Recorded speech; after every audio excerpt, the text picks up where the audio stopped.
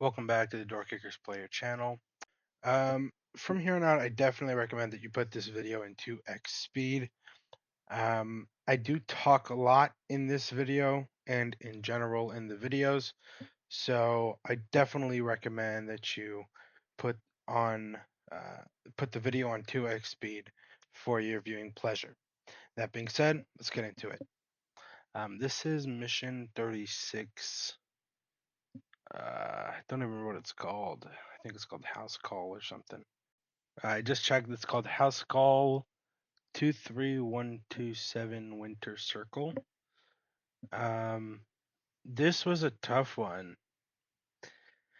I think this is the first time we have multiple floors. I'm not sure though.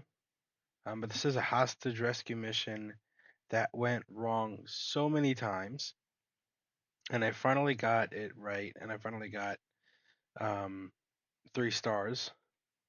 And that means no hostages were killed, and that um, the mission was successful in the amount of time that it needed to be.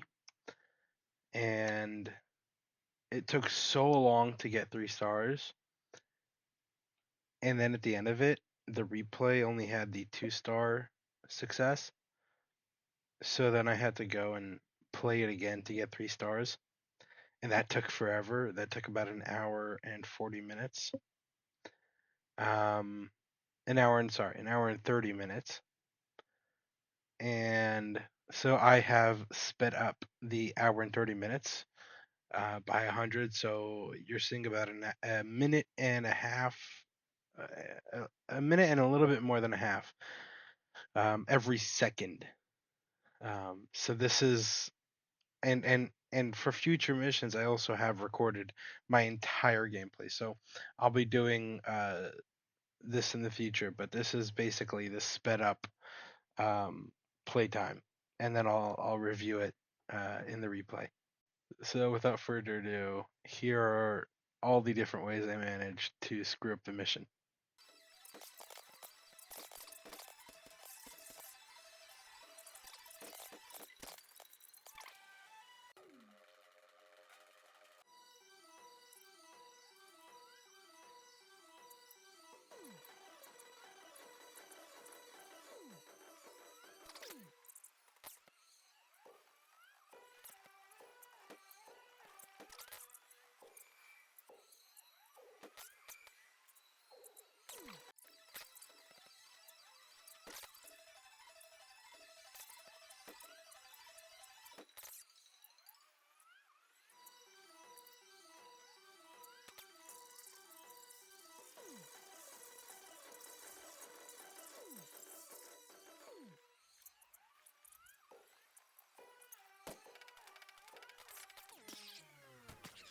Good job.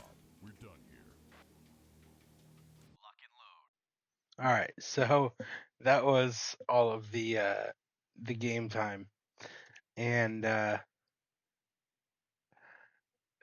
in for the future, I have a mission somewhere in the 50s. So we've got a while until we get there, but that took me a few days.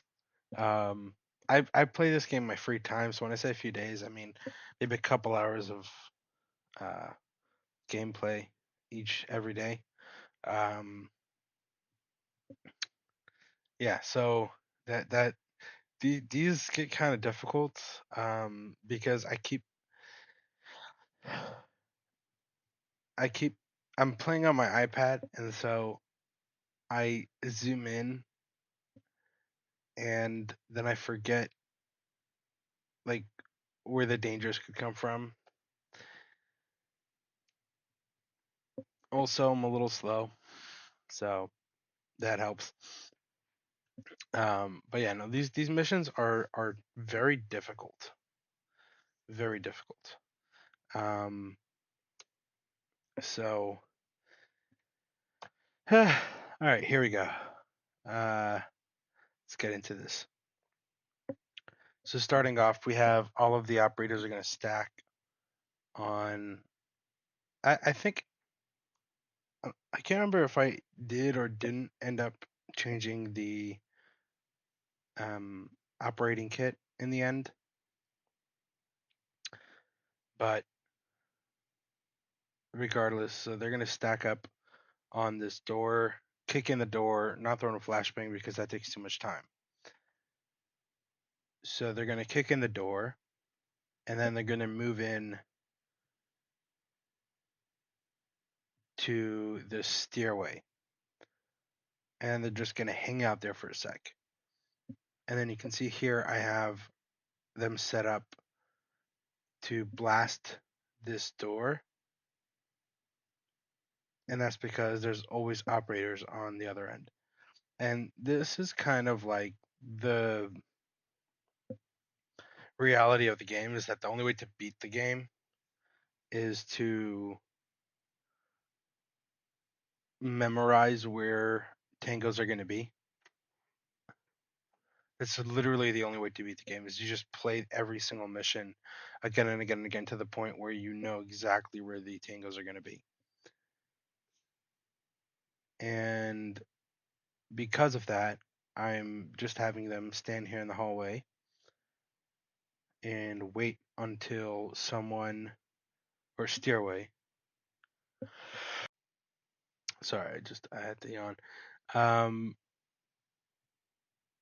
so they're just gonna stand there in the stairway until someone tries to open this door to the main room. And then when someone does that, they're gonna throw a flashbang in there, but you can't see that yet. Um, but generally speaking, I'm I use the play pause method, which is just you play it for a split second, adjust, play for another split second, adjust, and that's also another reason why it takes an hour and a half to finally get it right is because there's just so much going on. Actually, we'll review this and at the end I'll play it through just so you can see how quickly it is in real time and why you have to play pauses because realistically operators would be making these decisions in real time.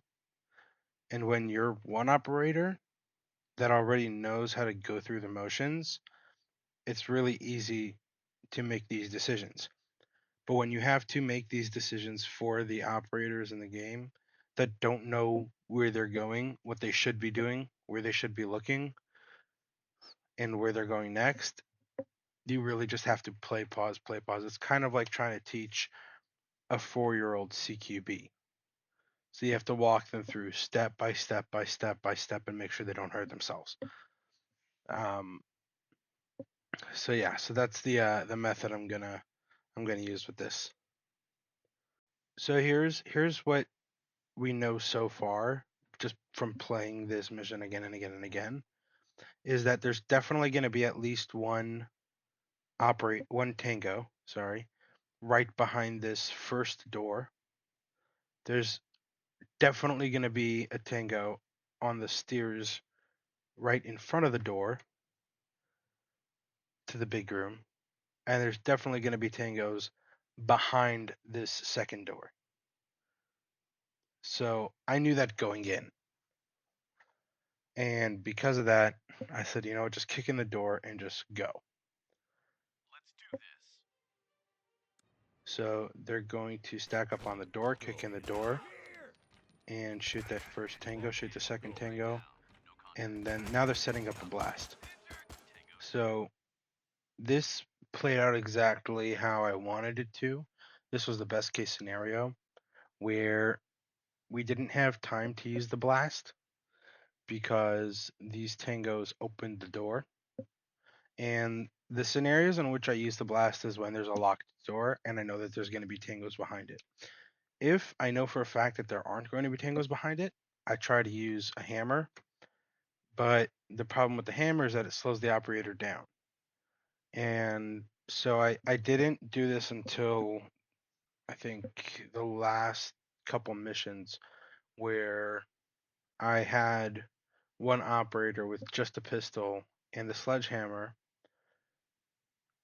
and because he's a point man with just a pistol, he can move faster even with the sledgehammer. Otherwise, the operator moves a lot slower and therefore is in a lot more danger and is also putting hostages in danger. So, but the door blaster doesn't slow the operators down at all, so I prefer to use that if I can. If I know for a fact there's going to be tangos behind the door. And then, so this operator shoots the tangos that just open the door, and the other operators that were sort of facing the interior, they were just waiting for someone to open that door so that they could shoot those tangos. And the fun part about this game is that tangos won't shoot the hostage until they actually see you, and because of that, it's kind of easy to keep them safe. Like in this situation right now, there's a tango that's going to try to kill the hostage. That's right behind the hostage. I don't know if he was trying to kill the hostage, but I do know that he's in the way. He's in between the hostage and the operatives. He's really like in that corner. And whenever I try to rush the operators in, the hostage gets killed one way or another. So what I have to do is I have to keep these operators back. Don't let the tango see them. Throw in a flashbang into that corner and then move in, as you're going to see here. So I want to talk a little bit about this formation here. And this is something that you're going to see a lot in future missions. And I've spoken about this a bit before, but this is not something that really comes into play until future missions because we don't usually see operators moving together in groups. I kind of well the best case scenario happens when they're split up in pairs of two, and I don't usually get well until this mission I didn't really get an opportunity to use this technique, but this uh, particular formation, I guess is the correct word, is having 3 or 4 or 5 operators standing side by side moving through an area. And that formation gives a massive advantage because then it only takes 1 or 2 bullets from each operator, because usually it takes 5 or 6 bullets to take a tango down. And so when you have 3 or 4 operators lined up side by side and they're all looking at the same targets, it takes a lot fewer bullets per operator, which means that the tango goes down faster. So instead of one operator shooting the tango 7, 8, 9 times, it takes 3 operators, 2, 3 bullets, and then the tango's down. So it, it it's a massive, I guess, kind of advantage to learn to use this if you have the ability to use it, because then tangos drop like flies. So I use this formation a bunch as often as I can, and it definitely works. It definitely puts down tangos faster. Alpha, go. Holding. Flash out. Done one. Moving. Tango down. Tango get down. So as you can see here, we have 3 hostages, and there's also something interesting that happens. So it only happened for a split second. I'll show a screenshot here. There's a red line between the operator and the tango, and that means that the operator doesn't have a shot, but he sees him. And initially, I thought that that meant that the operator would not take the shot, but sometimes if it makes sense, like if the operator has a lot of experience, once they start racking up missions. I mean, this is mission 35, so and I'm using the same operators. So once the operators start racking up missions, they get more experience and they'll actually shoot even though there's a red line. And that means that they sort of manage to find the right angle to just get it done. And I see that a lot in I've been seeing that a lot recently where they just shoot even though there's a red line, which means that they technically don't have a shot.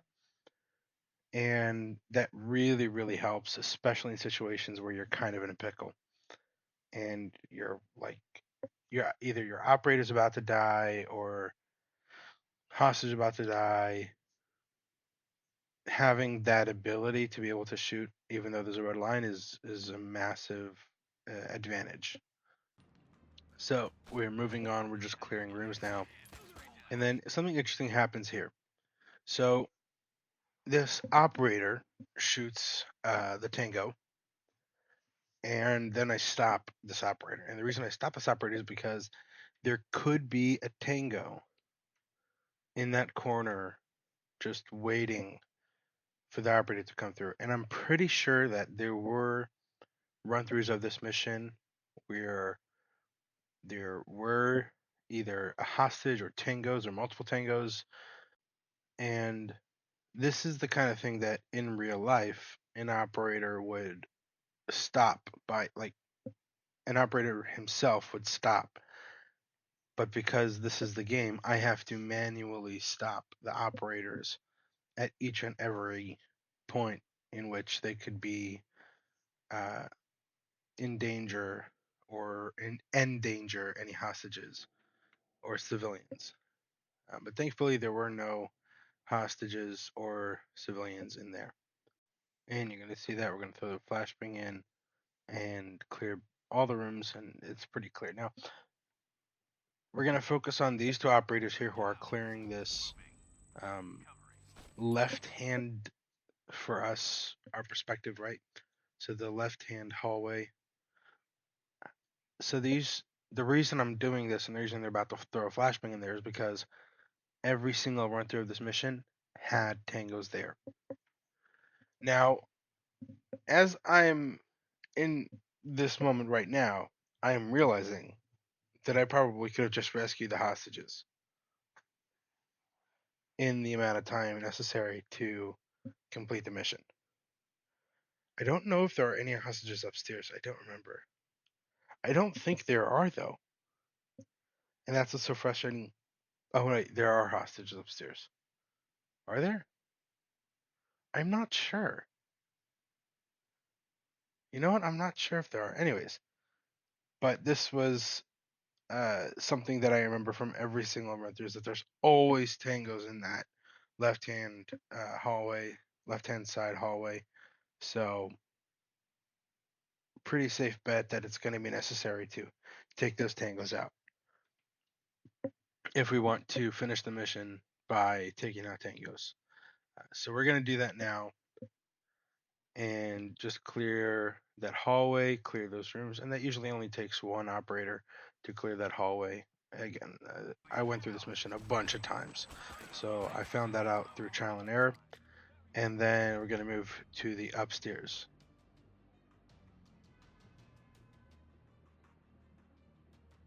Waiting for Alpha. On Alpha. Waiting for Alpha. Alpha, go. Now, this drove me nuts. This floor drove me absolutely crazy. Um, as you can see, there are hostages up here, which is why I had to clear the entire the entire ground floor before moving to the main floor. And the reason I couldn't just grab the hostages on the ground floor, rescue them, and then come back for the hostages on the main floor was because it takes too long to walk. It literally just takes too long to walk. So it just wasn't an option. It would be faster to just take out all the tangos. And then this floor kept kicking my butt because there's always an operator in this room here. There's always an operator. There's always a tango in this room here. There's always a tango in this spot and in this spot. And there's always a tango in this spot. And there's usually a tango in here. There's sometimes a hostage and or a tango or tangos in here. And there's always a tango in here. And the problem is that with four operators, you just can't cover it all. It drove me nuts. So what I did was is I figured, okay, well I have all these flash grenades. Why don't I just utilize them? So I said, okay, you get a flashbang, you get a flashbang, you get a flashbang, and I just flash banged the hell out of this entire floor. The first flashbang goes into that corner. Second flashbang goes into that room. Third flashbang goes into that corner. That tango gets taken down. Fourth flashbang, fifth flashbang, move, flashbang, flashbang, flashbang, and then the last tango Good job. are taken out, which successfully completes the mission. So if you didn't see what went on there, there was tangos coming in from all sides, which made it extremely difficult because you have to have the constant state of mind of like play pause, check every single operator. Okay, play pause, check every single operator, play pause, check every single operator. And you're doing this. And it says the elapsed time is only 59 seconds, which is true, but it takes so long to play and pause and adjust and readjust and then make sure that everyone's facing the right direction. It just drove me absolutely nuts. Now, I did say I would play the entire thing at the end just so you see what it looks like in real time. But before I do that, if you liked the video, make sure to leave a like. If you want to see more of these kinds of videos, make sure to subscribe. And if you have anything you want to see in the videos in the future, anything you want to talk about, feel free to leave that in the comments. And here's the replay in real time. Charlie, go. Did you hear that? Here! I got hit. Bravo, go. X-ray down. No contact. I got hit. Yup. Injured. Tango down. Alpha, go. Holding. Flush out. Got one. Moving. Tango down. Tango inbound. No tango. Clear. X-ray down. Flush out. Moving. Covering. Looks clear. Flush out. Very good. Loading. Tango down. Loading. Showtime.